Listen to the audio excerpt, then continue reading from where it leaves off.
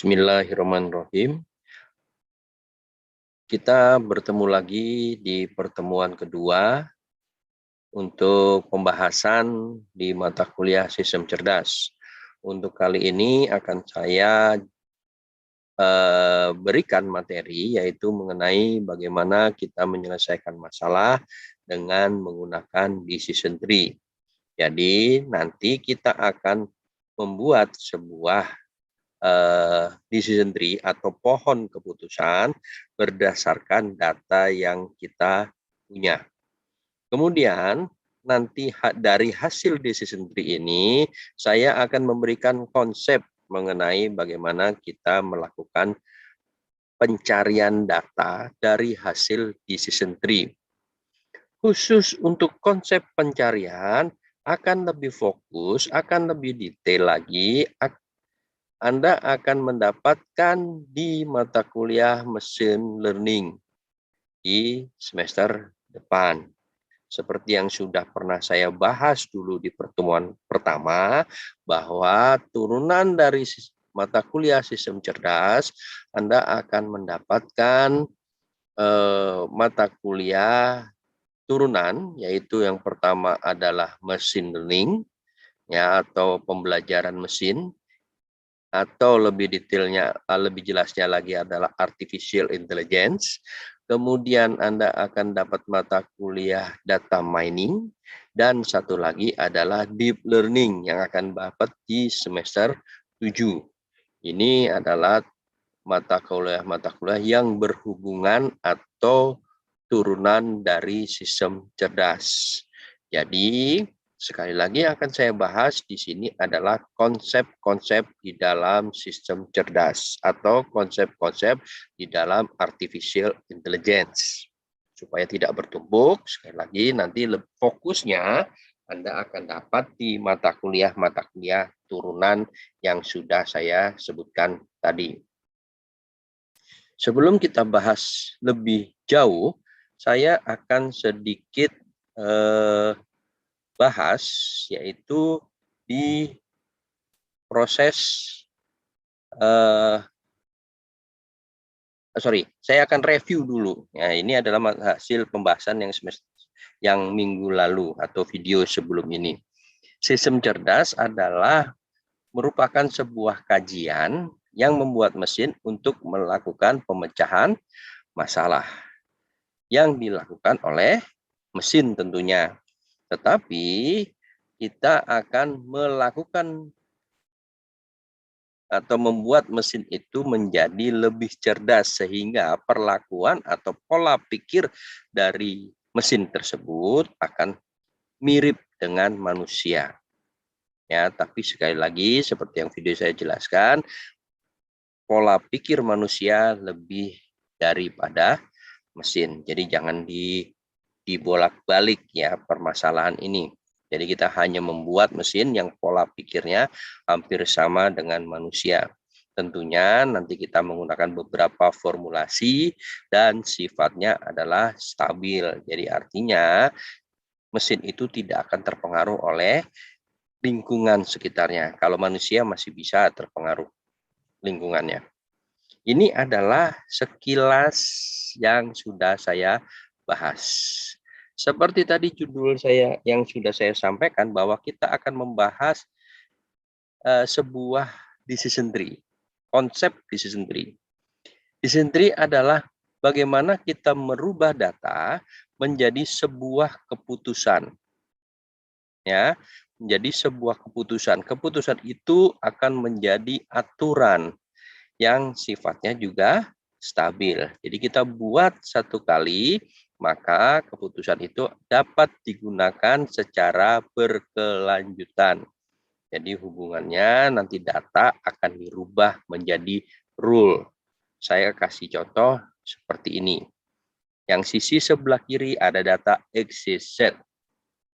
Kemudian sebelah kanannya, paling kanan adalah ada kelas. Kelas itu adalah sebagai keputusan. Ya, XYZ itu adalah sebagai data, sedangkan kelas itu adalah sebagai keputusan. Nanti dari hasil proses pembuatan decision tree, kemungkinan akan mendapatkan hal yang diagram yang sebelah kiri. Jadi ada X yang tertinggi, ya, nanti bagaimana kita menentukan X yang tertinggi, kemudian dianggap sebagai parent yang di atas, maka atau orang tua, X itu sebagai orang tua karena nilainya lebih tinggi, kemudian dia akan memiliki turunan Y dan memiliki turunan Z. Z-nya nggak tampak, memang nggak apa-apa. Tapi ini hanya sebagai contoh terlebih dahulu. Nanti kalau keputusannya kemana? Apabila ada orang yang mendapatkan nilai 0 itu berarti adalah false. Ya, saya anggap di sini adalah bilangan biner. False, kemudian nilainya false, berarti kelasnya 2. Atau sekali dapatkan nilainya true, ya kelasnya adalah 2. Ini hanya sebagai contoh gambaran bagaimana kita merubah data menjadi sebuah rule. Rule-nya itu adalah diagram pohon atau decision tree. Ya, saya akan langsung implementasi terhadap proses. Untuk teori lebih detail silakan Anda googling. Tapi saya ingin langsung kepada proses yang atau implementasi yang sesuai dengan data yang saya sajikan di sini. Di sini data itu adalah untuk menentukan seseorang itu berpotensi terkena hipertensi atau tidak, ya, atau orang itu memiliki dampak hipertensi atau tidak. Dari hipertensi itu adalah sebuah keputusan, keputusannya yes or no. Sedangkan keputusan yes or no berdasarkan dari 4 buah kolom di depannya, yaitu nama, usia, berat, dan kelamin. Nama mungkin ya banyak. Usia dikategorikan cuman saya pakainya adalah muda dan tua. Berat saya kategorikan hanya sebagai overweight, average rata-rata, atau average arti berat badannya berlebih, average adalah rata-rata, underweight itu adalah di bawah rata-rata atau kurus. Kemudian kelaminnya saya pakai pria dan wanita, ya pasti ya pria dan wanita, tidak ada yang lain. Nanti keputusannya adalah hipertensi. Jadi maunya si Ali usia masih muda tapi berat badannya tinggi, jenis kelaminnya pria, maka berpotensi dia memiliki hipertensi. Tetapi Edi usianya juga sama-sama muda tapi dia kurus, kelaminnya juga pria, dia tidak berpotensi teridap hipertensi dan lain sebagainya.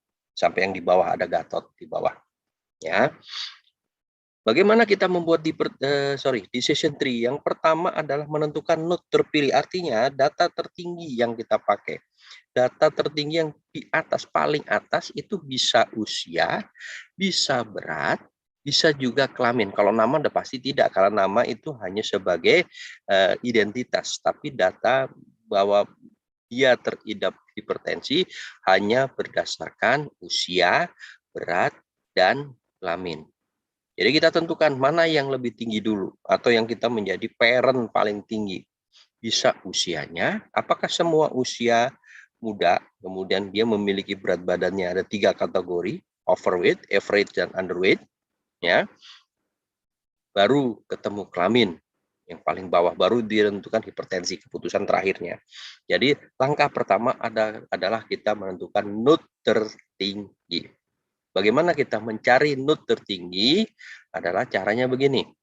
Saya ambil contoh adalah usia, ya. Contohnya ini ya. Saya ambil contoh usia ini. Ya.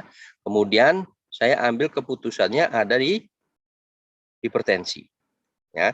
Jadi saya ambil satu-satu dulu, usia dengan hipertensi. Nanti ada perhitungan berikutnya adalah berat dengan hipertensi, karena hipertensi sebagai keputusannya. Jadi saya melihat data usia dihubungkan dengan hipertensinya, keputusan hipertensinya.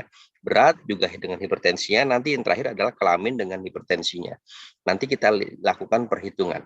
Jadi ini yang pertama adalah saya akan lakukan proses perhitungan antara usia dengan hasil keputusannya adalah hipertensi. di mana berdasarkan data yang ada, yang ini tadi, ya, yang ini tadi, usia terdapat 2 kategori, yaitu muda dan tua. Tetapi muda yang di sini, dia ada yang terkena hipertensi dan ada yang tidak terkena hipertensi. Demikian juga dengan yang tua. Kemudian jumlahnya ini adalah hasil perhitungan. Muda terkena hipertensi, dilihat sini, muda terkena hipertensi hanya si Ali, ya, tidak ada yang lain, ya. Maka jumlahnya adalah 1. Muda tidak terkena hipertensi, jumlahnya 3. Tua terkena hipertensi, jumlahnya 2, ya. Ambil contoh, yang tua terkena hipertensi jumlahnya 2, yaitu siapa? Herman dan Rina, ya, Herman dan Rina. Maka ini jumlahnya 2, dan yang tua tidak terkena hipertensi juga 2, ya. Kemudian tadi saya pakai usia adalah kategorinya hanya 2, berarti usia bisa usia muda dan usia tua. Maka kita nyari Q1, itu dasarnya Q1 saya identikan dengan usia muda adalah minus 1/4 log 2. Minus 1/4 log 2 itu didapatkan, satunya itu adalah berdasarkan dari muda dan terkena hipertensi, 4 adalah penjumlahan dari yang usia muda, yaitu 1 ditambah 3.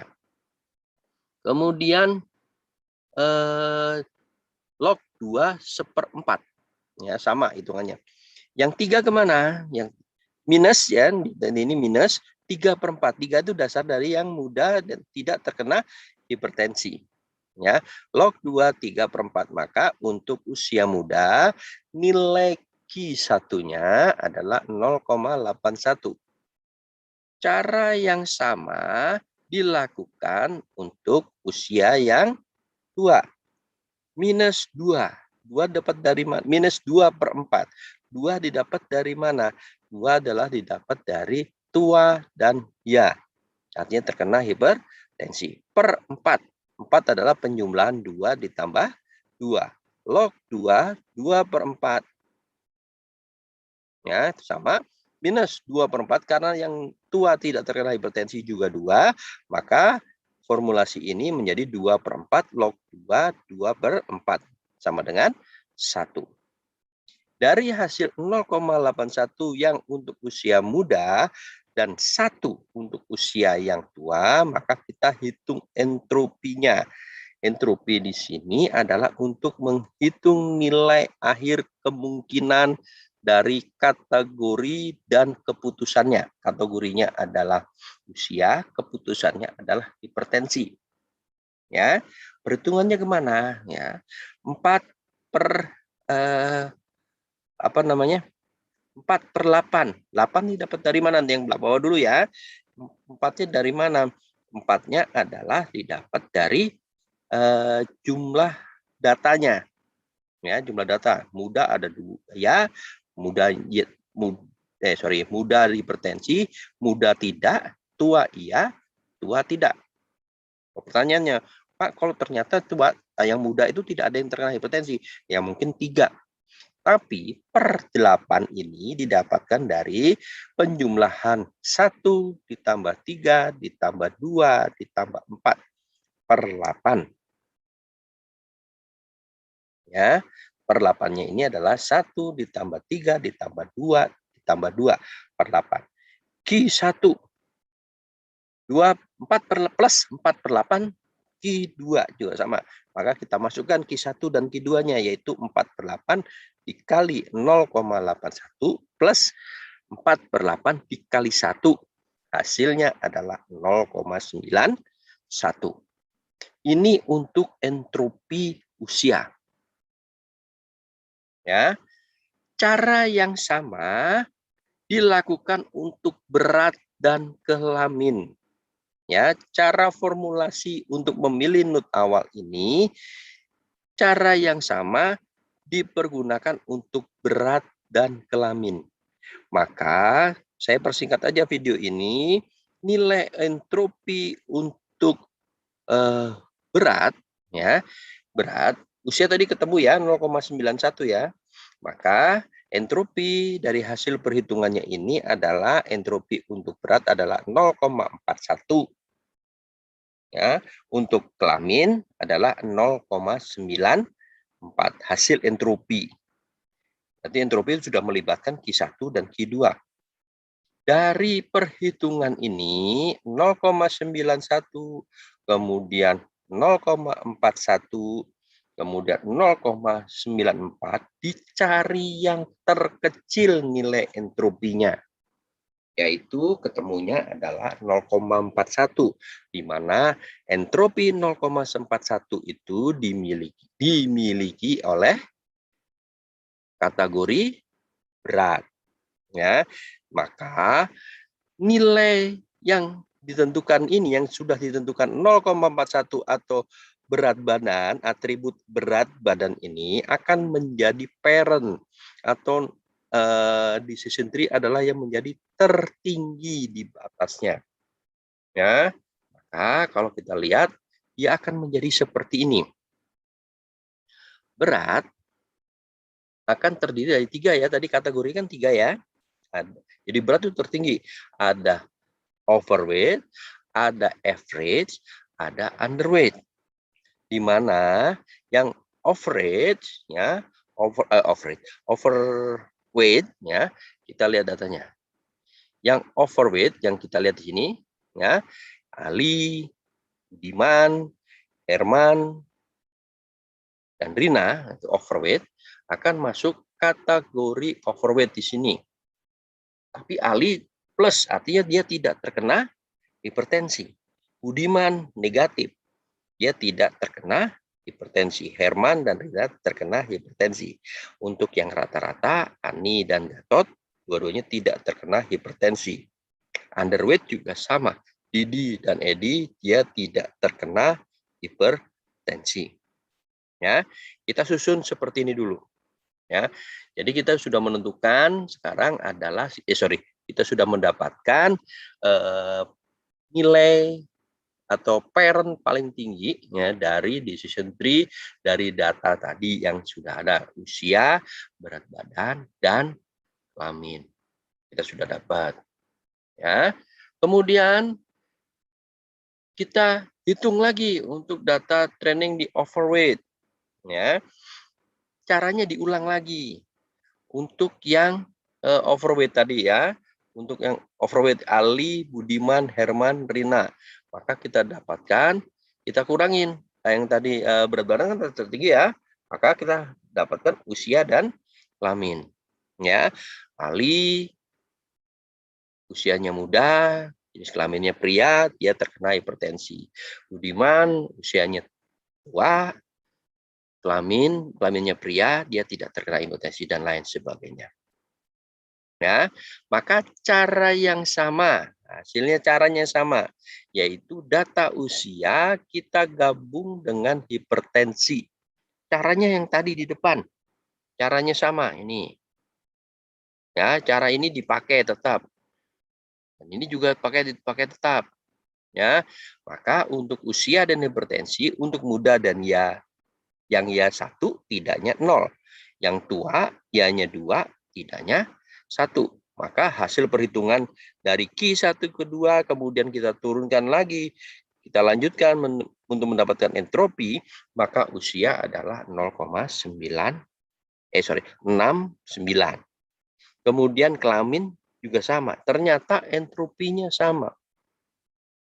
Ya, usia dan kelamin entropi. Bagaimana pemecahannya? Kita bebas kalau ini. Tapi kalau beda maka tetap kita cari yang terkecil. Ya, maka kita dapatin di sini. Kita pilihnya jenis kelamin. Karena biasanya kita kembali lagi, karena ini kita akan melihat hasil perhitungan yang dilakukan sama dengan manusia, maka kita lihat kebiasaan antara ini usia dan kelamin cenderung ke jenis kelamin. Bahwa pria itu kemungkinan lebih besar terkena hipertensi dibanding wanita. Maka saya pilih adalah jenis kelamin. Pak, kalau ini saya pilihnya usia boleh nggak? Boleh. Ya, jawabannya boleh. Toh ini entropinya sama. Jadi kalau entropi sama, kembali lagi ke logika kita. Ya, saya pilihnya adalah jenis kelamin. Alasannya apa? Karena banyak pria yang terkena hipertensi dibanding wanita. Ya, kita nggak ngeliat umur. Umur itu usia muda, usia tua, sekarang sudah banyak yang bisa terkena hipertensi. Ya, tapi bagaimana dengan yang berat badan average dan underweight? Ya, average dan underweight tadi kan nilainya berapa? Ani dan Gatot tidak terkena. Didi dan Edi tidak terkena. Maka ini kita hentikan. Jadi ini adalah keputusan yang kalau ada berat badan kemudian dia kurus atau nilai rata-rata, ya, pasti dia tidak terkena hipertensi. Ya, tapi untuk yang overweight kita kategorikan untuk yang jenis kelamin dulu, baru kita tentukan nanti usianya. Ya, dari jenis kelamin itu, maka turunannya kalau kita lihat di sini yang Rina plus, ya plus berarti dia kemungkinan terkena hipertensi, ya wanita terkena hipertensi. Tetapi kalau wanita overweight, nah, kalau jadi ceritanya gini, keputusan ini kalau wanita overweight pasti dia kemungkinan terkena lebih kemungkin terkena hipertensi. Tapi kalau pria belum tentu, dasarnya muda atau tua.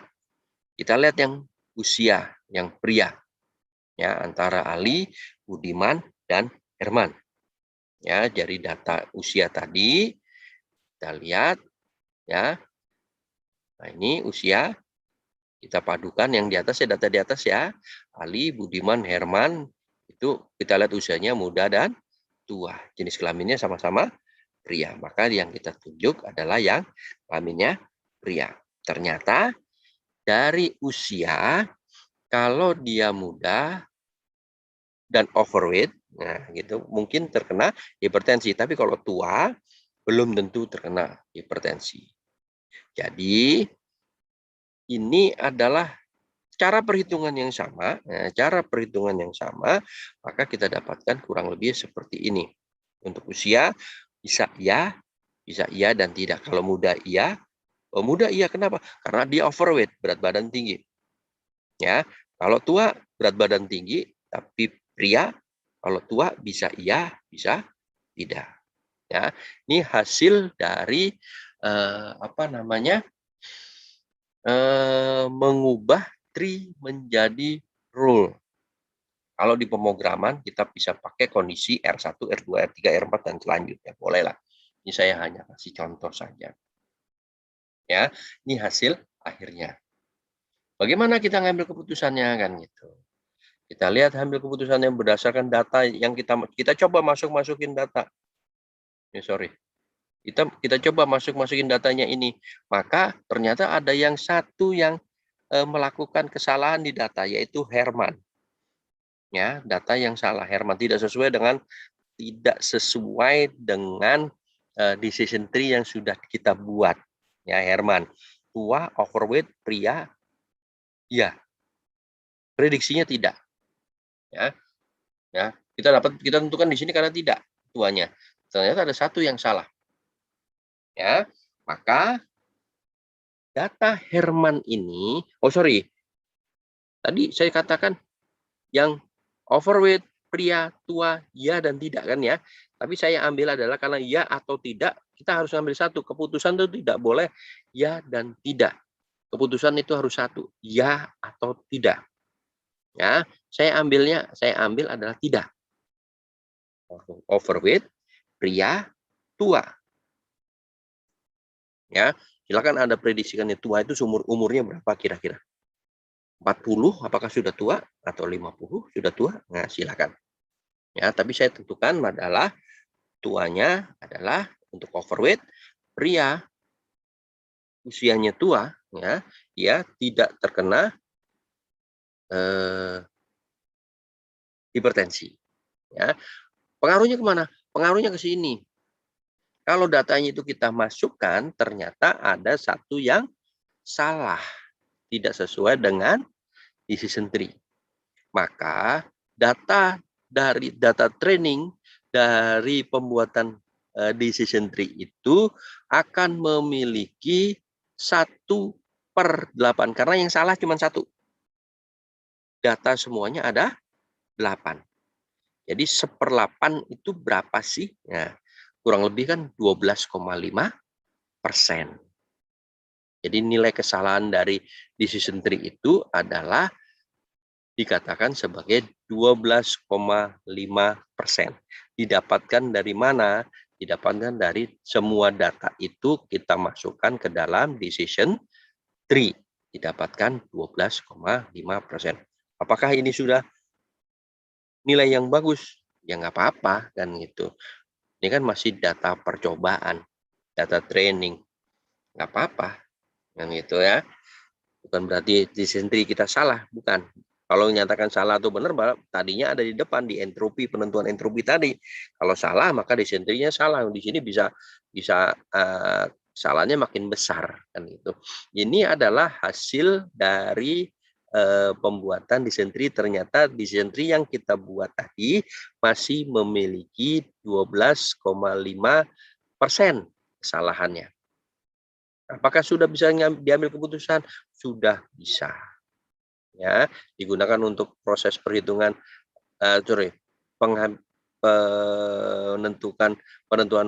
menghasilkan sebuah keputusan sudah bisa. Ya. Dari hasil itu, maka seperti tadi saya katakan bahwa dari hasil decision tree itu saya akan menjelaskan, saya lanjutkan yaitu proses pencarian dan pelacakan dari data. Berdasarkan data. Kalau tadi kita tentukan itu adalah dasarnya adalah kita memasukkan datanya ke decision tree.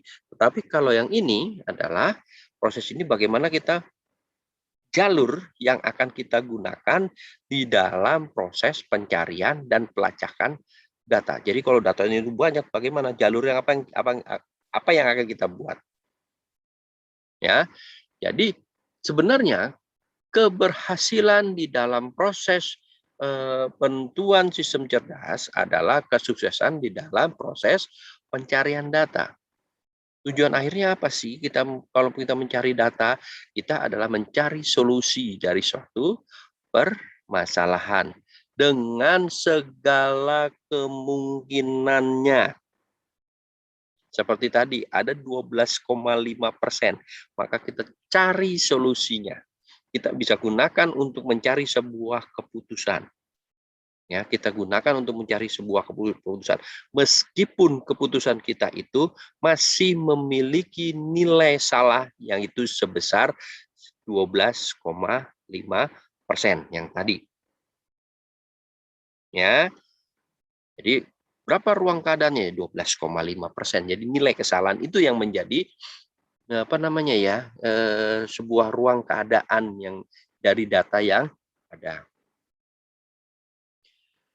Dalam proses pencarian data ini, tentunya kita harus memiliki tujuan.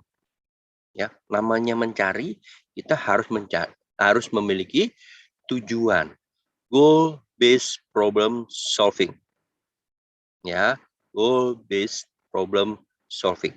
Artinya pemecahan masalah itu kita gunakan, menyelesaikan masalah itu kita gunakan untuk mendapatkan sebuah tujuan.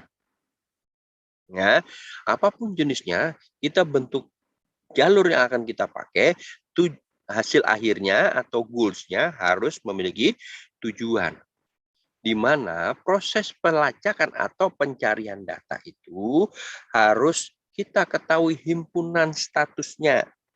Jadi kalau kita mencari data tapi kita nggak tahu objeknya, ya, himpunan status dikatakan sebagai objek atau scope-nya, ya susah kan kita mencari.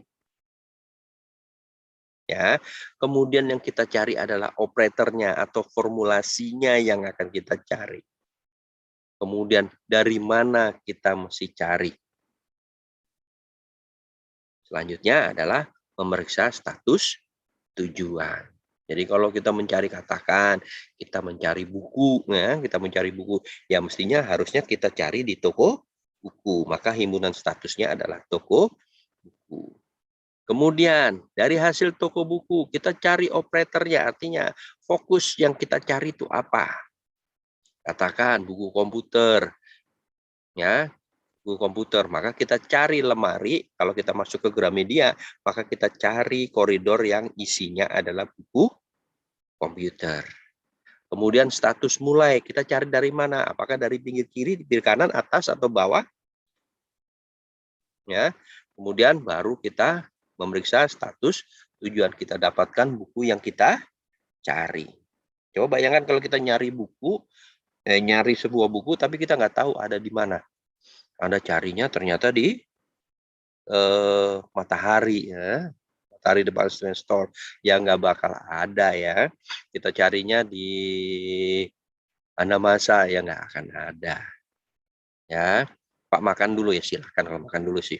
Tapi habis itu ke toko buku, jangan lupa. Ya, itu adalah komponen pencarian. Jadi ada 4 komponen pencarian. Kita lihat himpunannya, operator yang kita pakai, status awal, status mulai atau awalnya, terakhir adalah hasil dari temuan kita.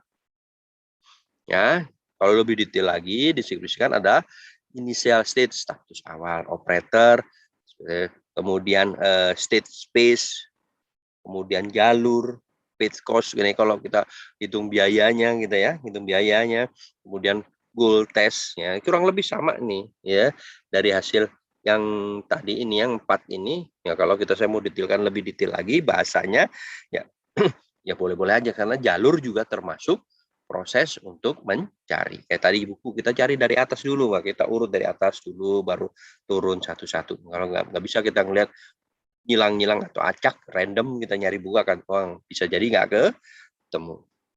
Ada beberapa proses pelacakan ya. Ini mengukur bagaimana proses pencariannya dulu. Ada 4 kriteria yang bisa kita lihat performance-nya. Jadi bagaimana kita mencarinya, efektif nggak? Efektif dan efisien. Orang sering menyebutkan adalah pencariannya efektif dan efisien, padahal kita nggak tahu efektifnya di mana, efisiennya di mana. Ya, itu hati-hati dengan kata-kata efektif dan efisien, karena pasti akan ditanya efektifnya di mana, efisiennya di mana. Dan itu yang sebelum ini ya. Jadi proses pencarian, kalau kita lihat performance atau performansi metode pencarian, ada 4 kriteria. Yang pertama adalah completeness, artinya semua data itu memang ada. Ya, maka metode itu menjamin penemuan solusi. Kalau lengkap datanya, maka lengkap pula proses pencariannya. Yang kedua adalah time complexity. Berapa lama waktu yang diperlukan? Ya, space complexity, berapa banyak memori yang diperlukan. Yang terakhir adalah optimality, apakah metode tersebut menjamin menemukan solusi terbaik. Contoh, completeness, apakah solusi memang ada? Kita cari buku komputer tadi ya, saya kasih contoh buku komputer. Memang kita sekarang completeness adalah berada di koridor buku komputer. Kita datang ke Gramedia ya contohnya ya. Sekarang completeness adalah kita kalau mau nyari secara lengkap ya kita harus berdiri di koridor atau lemari buku-buku komputer. Kemudian kita perhitungkan berapa lama kita waktu cari. Berarti hubungannya dengan jalur, apakah dari atas dulu ke bawah atau kita random. Kita hitung-hitung aja waktunya. Kalau secara berurut pasti lebih kemungkinan lama, dan ya kemudian lama kemungkinan cepat, tergantung pada saat awalan kita mencarinya. Tapi kalau random pasti lama. Ya. Kemudian space complexity, berapa banyak memori yang diperlukan. Nah, itu artinya berapa rak yang kita mau lihat. Makin banyak raknya ya, makin banyak juga.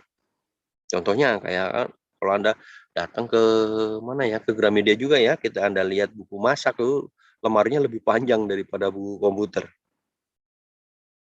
Ya. Kemudian optimality, bagaimana metode menjamin menemukan solusi. Jadi kalau kita lihat kita sudah berdiri, kemudian waktunya kita sudah tentukan, kita mencari dari atas, kemudian banyak memori yang kita pakai. Yang terakhir adalah optimality. Apakah yang kita cari itu pasti menemukan sebuah buku yang kita cari. Itu hanya ilustrasi. Ya. Metode yang kita pakai ada 2 untuk prosesnya. Yang pertama, ini hanya konsep ya, ini hanya konsep. Ada yang namanya adalah breadth first search, pencarian melebar pertama. Ya, semua node pada level N akan dikunjungi terlebih dahulu. Artinya kita akan mengunjungi setiap level. Kalau tidak ketemu, maka akan menuju ke level berikutnya. Artinya, kita cari yang tertinggi, kemudian kalau nggak ketemu, kita pindah ke bawah. Proses pencariannya juga dari kiri ke kanan. Jangan dibalik ya, karena ini literaturnya ngomongnya dari kiri ke kanan, bukan dari kanan ke kiri. Semuanya dari kiri ke kanan. Anda nulis juga dari kiri ke kanan. Ya, jadi kalau saya gambarkan secara grafis, kurang lebih seperti ini. Parent yang tertinggi kita cari, apakah data yang kita cari itu sudah sesuai? Kalau tidak, maka kita turun ke child yang pertama. Kita turun ke level yang di bawah S. Kita cari antara A dan B. Apakah data itu ketemu? Kalau tidak ketemu, maka kita akan nyari ke level di bawahnya. C, D, E, F. Kalau nggak ketemu lagi, baru kita cari yang level di bawahnya. Ada H, ada G. Ini kalau nggak ketemu, ya berarti datanya adalah not found. Tidak ketemu. Ya, tidak dapat ditemukan. Ini adalah konsep breadth first search atau melebar pertama. Proses pencariannya seperti ini. Ya. Kemudian breadth first search ada keuntungan dan ada kelemahannya. Yang keuntungannya dulu, tidak menemukan jalan buntu karena setiap level akan ditemukan, akan dicari. Menjamin ditemukan solusi. Jadi yang pertama yang tidak akan menemui jalan buntu, berarti completeness terpenuhi ya. Ya, menjamin ditemukan solusi. Ya, optimality-nya. Jika satu solusi breadth first step akan menemukan. Ada satu solusi, maka bisnis akan menemukan.